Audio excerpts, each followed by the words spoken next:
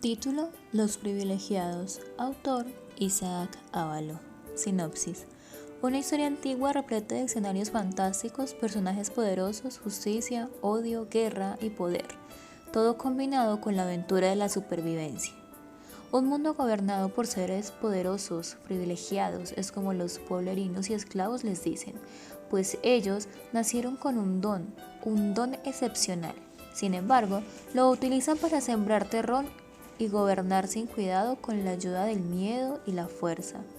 En un día gris, uno de los muchos pueblos esclavizados es amenazado por la falta del cumplimiento de injustas leyes, pero en vez de que el pueblo sea destruido, un joven decide intervenir. Un enfrentamiento, una captura, un rescate, una huida, una guerra. Todos estos factores cambiarán la vida del joven valiente. ¿Te gustaría ver cómo su vida se debate entre la vida y la muerte? ¿Te gustaría perderte por los infinitos paisajes de la aventura? ¿Te gustaría sentirte en el campo de batalla? Pues entonces te invito a leer esta historia. Los privilegiados. Capítulo 1. Un niño valiente. La noche presentaba un brillo cálido, algo escaso en aquellos tiempos. Los cielos nublados y helados eran testigos como en el pueblo debajo de ellos yacían personas desdichadas debatiéndose entre el miedo y la muerte. Las personas reunidas entre comunidades empobrecidas se las arreglaban para pasar el invierno que amenazaba todas las noches. Lo que era antes un alegre poblado rodeado de pequeñas casas y cabañas con niños correteando por los caminos, ahora no era más que muchas edificaciones deformadas en donde las distintas familias vivían refugiadas y oprimidas por los privilegiados. Ven aquí, Marcus, ya deja de irte afuera, gritó una mujer entrada en años, vestida con un abrigo de cuero de vaca y una gran pollera blanca manchada y desteñida por todas partes. Está helando. Aquí también está helando, mamá, le respondió un niño con la cara manchada y tapado hasta los pies con un abrigo marrón. Lo sé, hijo, lo sé, agregó con los ojos cristalizados y la voz quebrada mientras abrazaba a su único hijo. A 10 metros calle arriba se encontraban dos jóvenes y un anciano compartiendo un no muy grande trozo de carne cocinado por un fogón casi extinguido. Coman, mis jóvenes adultos, ustedes tienen una vida por delante, una penosa y desdichada vida, pero una vida después de todo. Los jóvenes vestidos con harapos viejos y raídos respondieron casi al unísono. De ninguna manera, padre, come con nosotros. El anciano levantó una mano huesuda y temblorosa. Por favor, no me queda mucho tiempo. Déjenme irme sabiendo que mis niños permanecerán sanos y fuertes. Los jóvenes, no tan jóvenes, cruzaron miradas lastimosas y asintieron. Perdónanos, padre, dijeron, y se concentraron en comer y retener las lágrimas que harían sentir peor a su viejo padre. Más al extremo del arruinado poblado, había una pequeña cabaña que se encontraba casi en buen estado. En ella yacía el encargado del pueblo, tan solo un simple intermediario que se encargaba de juntar los impuestos para que todo el pueblo no terminara destruido junto a sus habitantes. Muchos no estaban de acuerdo con él, hasta le tenían rencor, ya que no pasaba largas horas en las minas de carbón y cobre. Tampoco caminaba bajo el gélido clima entre los matorrales con el fin de cosechar lo suficiente para pagarles a ellos, o no se pasaba todo el día entre animales para extraer carnes y leche. Y además, él era el único que vivía protegido del frío y las heladas. Su casa era cómoda y afortunada. Sin embargo, esas grandes virtudes que gozaba eran equitativas a su trabajo. Los privilegiados visitaban los diferentes pueblos con el fin de cobrar aquellos injustos impuestos y él era el hombre encargado de atenderlos. Los invitaba a pasar a su confortable cabaña y hablaban cara a cara con el ser que había sido enviado desde las grandes ciudades. Era él quien sufría por el terror de perder la vida cada vez que se encontraban. Un día, un hombre de rostro diabólico lo apuñaló en la mano al escuchar que habían faltado tan solo 2 manzanas para completar con las excentricidades que tenían impuestas. ¿Qué haré? En unos días vendrán y nosotros tan solo hemos juntado la mitad de lo prometido. No puede ser posible. Si llegan y no juntamos lo necesario, ¿qué será de mí?, dijo con la cara escondida entre las manos y lágrimas vertidas en el suelo. Me matarán o peor, me torturarán hasta la muerte. Son individuos monstruosos y sin piedad, y cuando ellos estén aquí mirándome con su cara distorsionada por la decepción, no dudarán en asesinarme como a muchos otros. El hombre lloraba y golpeaba el pequeño escritorio que utilizaba para controlar las diferentes recaudaciones del pueblo. Malditos, yo seré quien sufra al ver su rostro. Tal vez me quemarán vivo junto a la cabaña, o quizás me aplastarán entre rocas, o incluso me dejarán vivir a costa del pueblo y me harán escuchar los alaridos de dolor hasta que estos terminen y luego acabar con mi vida también.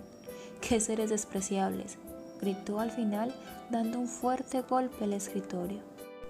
Luego, aterrado y sobrecargado de pena, se secó el rostro a la vez que se apartaba del asiento.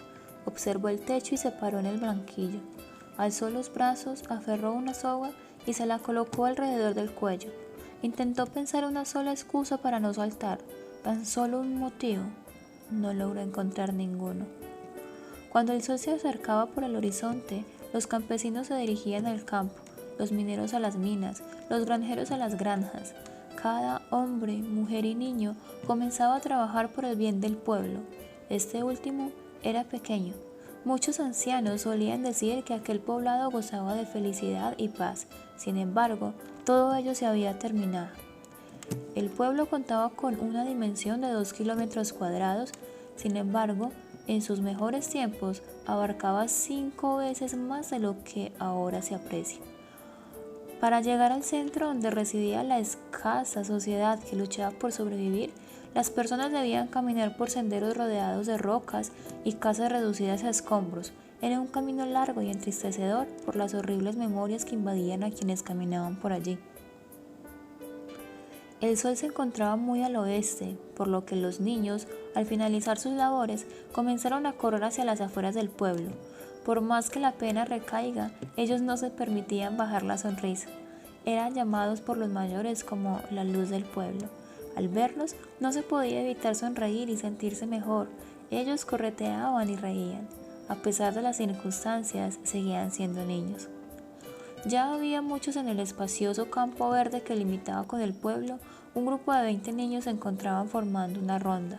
Uno de ellos, un poco mayor que los demás, caminó hacia el centro con dificultad debido a que cargaba muchos bastones de madera. Hola a todos mis compañeros, hoy mi amigo me ha dicho que practiquemos con esto, dijo el niño con una sonrisa perteneciente a un rostro tostado por el sol mientras dejaba caer los bastones al suelo. Vamos, vamos, cada uno tome el suyo, dijo animado y vio cómo los demás se animaban igual que él. Todos sorprendidos exclamaban muchos, ¿dónde los conseguiste, Edgar? ¿Los robaste? ¡Qué emoción! Eres un genio, Edgar. A lo que el niño les respondía, calma, calma, no me agradezcan a mí, agradezcanle a mi amigo. ¿Quién es tu amigo?, le preguntó un niño también con el rostro tostado y vestido por un overol de cuero manchado por carbón. No lo sé, él solo deja notas y hoy encontré una junto a todos estos bastones, respondió y comenzó a hurgar en sus bolsillos, hasta que de uno de ellos sacó un papel amarillento y un poco arrugado. Miren, aquí la tengo, y sonrió. ¡Léela, léela!, exclamaron varios niños al ver la nota. Edgar se aclaró la garganta y leyó con un poco de dificultad. Hola Edgar, soy yo de nuevo, tu amigo. Al parecer, ya están listos para comenzar con las prácticas que tantas ansias tenían. Como regalo, he estado confeccionando estos durante varios días en mi tiempo libre. Espero que los disfruten y practiquen mucho. Acuérdate de lo que te he dicho, nada de lastimarse y tengan cuidado que nadie los vea. La anterior vez te dejé una nota explicándote los diferentes ejercicios que deben de practicar. Sin mucho más que decir, me despido. Adiós, tu amigo. Bueno, como ya han visto, tenemos que comenzar antes de que el sol se oculte, añadió levantando la voz. En poco tiempo, todos se encontraban divididos en parejas y chocando sus bastones sin parar. El amigo de Edgar le había dicho que no se golpearan. Si alguno salía herido, se suspenderían las prácticas. Debían ser discretos e inteligentes para poder llevarlas a cabo. Al caer la noche, los niños se despidieron entre sí. Cada uno se llevó su bastón a su casa, teniendo cuidado de que no lo descubran como el amigo de Edgar les había dicho. A la mañana siguiente, un leñador fue a visitar al intermediario debido a algunas dudas sobre la cantidad necesaria para completar la cuota del mes. Se acercó a la puerta de roble y llamó a la puerta 2 veces. No obtuvo respuesta, por lo que insistió una vez más, pero nadie atendió. Intermediario Mike, soy el capataz, llamó mientras tocaba la puerta. Sin embargo, no hubo resultado alguno y decidió entrar de todos modos. Al abrir la puerta, notó que la cabaña estaba a oscuras, con las cortinas cerradas y las velas. Caminó tanteando las paredes hasta que alcanzó la cortina de la ventana y la descorrió con el fin de que entrase luz. Lo que encontró lo horrorizó. El intermediario Mike colgaba de una viga. El ya mayor leñador se frotó los ojos como si aquello fuese una pesadilla. No obstante, era real. Frunciendo el rostro y reprimiendo la tristeza, salió casi corriendo hacia el centro. Al cabo de pocos minutos, el cuerpo de Mike yacía en un cajón cerrado mientras que 2 hombres arrojaban tierras a la fosa. El funeral fue breve y no asintió todo el pueblo como en otras ocasiones, aunque un gran número de personas se presentó a ofrecer sus respetos. El intermediario no poseía hermanos ni familia alguna. Se conocía a una joven que había salido con él algún tiempo, pero luego dejó la aldea y no se supo más nada de ella. Era lo usual cada vez que alguien desafiaba a los privilegiados. Al día siguiente, en el centro del pueblo, donde desembocaban todos los caminos principales, tuvo lugar una reunión donde todos los habitantes se encontraban reunidos a excepción de los niños. Un hombre mayor, situado en el centro sobre un gran escombro que no habían podido quitar debido a su inmenso tamaño, habló. Hemos investigado las notas que dejó el pobre Mike antes de quitarse la vida, y tenemos una mala noticia. Sí, una muy mala noticia, informó mientras se le quebraba la voz. El anciano intentó hablar, pero su voz lo traicionó nuevamente y por él habló una señora con algunos años menos. Basándonos en las notas del intermediario Mike, llegamos a la conclusión de que no lograremos llegar a pagar los impuestos, ni aunque todo el mundo trabajase día y noche durante estos últimos 3 días. La mujer, vestida por un delantal blanco manchado y un pantalón marrón, hizo una pausa, y el sin cesar de las voces interrumpieron el silencio, a lo que la señora respondió con gran habilidad. Calma, calma, silencio, ya sé, decía mientras agitaba los brazos y las demás personas poco a poco guardaron silencio. Ya sé que esta cosecha fue afectada por el clima helado y también que los mineros sufrieron un leve inconveniente con las cuevas. ¿Leve?, aulló un hombre indignado. ¿Crees que un derrumbe en medio de una extracción es algo leve? Casi mueren 5 hombres y atrasó la producción una semana, concluyó, y las demás personas gritaron a su favor. Ya lo sé, dijo con firmeza la mujer. Sé que ese mes ha sido duro y al pasar estos últimos 3 días será el peor mes en años, pero ya no hay más que hacer. Esos privilegiados llegarán y acabarán con todos, y rompió en llanto. Tal vez nos perdonen. ¿Hay alguna posibilidad? Siempre hemos cumplido a la perfección. Gritó alguna voz proveniente de las personas y el público gritó para apoyarlo. Imposible, respondió el anciano ya recompuesto. Según los papeles de Mike, en los 2 últimos meses no hemos llegado a la suma pedida y él ha tenido que informar de ello a los privilegiados. Suponemos que lo castigaron de alguna forma y por ello no quiso enfrentarlos de nuevo. Creemos que ese fue el motivo por el cual se quitó la vida.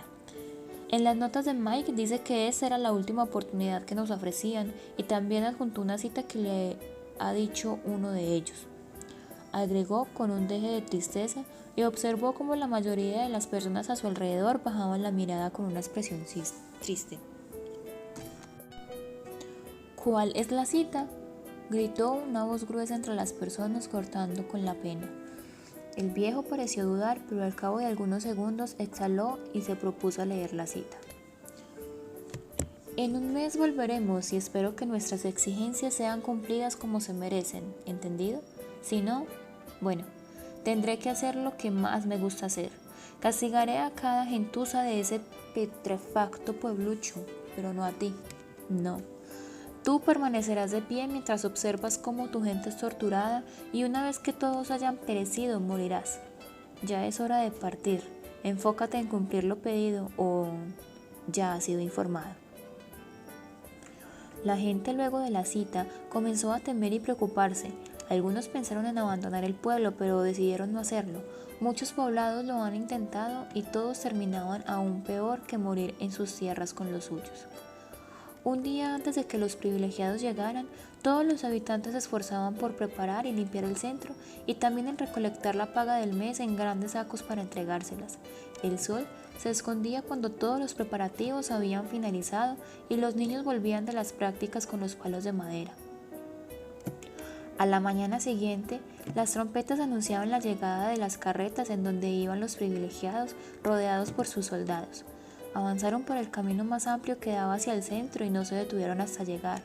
Una vez allí, los habitantes se encontraban reunidos alrededor del centro y pudieron observar cómo 3 carretas se detenían en el medio.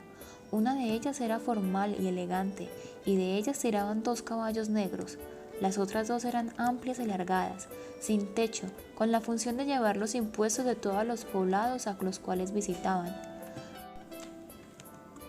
Alrededor de las 3 carretas se encontraban soldados vestidos por una armadura negra brillante que les cubría todo el cuerpo exceptuando el rostro. En sus manos empuñaban una espada delgada y afilada junto con un escudo del mismo color oscuro que la armadura. El soldado que conducía la carreta donde viajaban los privilegiados habló. «He aquí sus superiores. Estas personas son las personas a quien tienen que venerar y servir. Ante ustedes se encuentran los más nobles seres y quien ose actuar contra su voluntad lo pagará con su vida o con la de toda su gente», concluyó, y los habitantes temblaban y sudaban por el temor a que pasara lo peor. Un ruido metálico proveniente de la carreta llamó la atención de todos los habitantes. Pasaron algunos segundos y la puerta de la carreta se abrió. De ella salió un joven de negros cabellos, vestido de un uniforme oscuro con un pequeño logo azul, similar a un escudo, chocando contra una espada, ubicado a la altura del corazón. Sin bajarse de la carreta, asomó la mitad del cuerpo y habló. «Hemos llegado, inferiores», gritó denigrando a los oyentes. El joven observó el suelo y su rostro mostró una expresión de asco. Al instante, unos soldados acercaron una gran alfombra y la esparcieron desde la puerta de la carroza hasta los pies de los 2 ancianos que estaban ubicados al lado de la roca grande. El joven caminó por la elegante alfombra roja con bordes dorados hasta los ancianos. «Anciano decrépito, espero que tengas buenas noticias esta vez», dijo con su voz juvenil pero espantosa. Iba a continuar, pero su rostro cambió rápidamente y formuló una pregunta que alarmó a los ancianos. «¿Dónde está ese patético intermediario anciano? Tenía un trato con él». Dicho esto, rió de manera exagerada y volvió la mirada al hombre. «¿Dónde están los impuestos?» «Allí están. Cuando usted lo indique, los cargaremos», dijo mientras apuntaba hacia la recolección del mes. El anciano observó cómo 2 jóvenes se acercaban detrás del privilegiado. Una mujer esbelta de la misma altura que la anterior, vestida con el mismo uniforme, se detuvo y mostró un rostro blanco y frío, como el pico helado de una montaña. Al lado de ella permanecía un hombre alto y fornido que llevaba el mismo uniforme. Su rostro moreno y neutro aterraba a los niños que lo miraban. «¿No lo estás diciendo en serio, inferior?» «Sí, señor, allí se encuentra la paga del mes», respondió intentando disimular el terror. «Eso con suerte llega a la mitad y tampoco respondiste a mi pregunta, es decir que ya has cometido 2 crímenes, y si no quieres que me enfade, que en realidad es muy sencillo que esto ocurra, dime, ¿qué esperas que haga en esta situación?» El hombre miró atónito el rostro pulcro del joven y sintió náuseas. «¿Con que no respondes, Entonces», decía antes de que el anciano lo interrumpiera hablando con rapidez, «se suicidó hace 3 días». El privilegiado pareció meditar enfurecido. «No has llegado a completar lo impuesto, no has respondido a 2 de mis preguntas y además de todo ello, ¿osas interrumpirme?», dijo casi gritando, y antes de que el hombre pudiera responder, le lanzó un rápido golpe al rostro y cayó al suelo desmayado.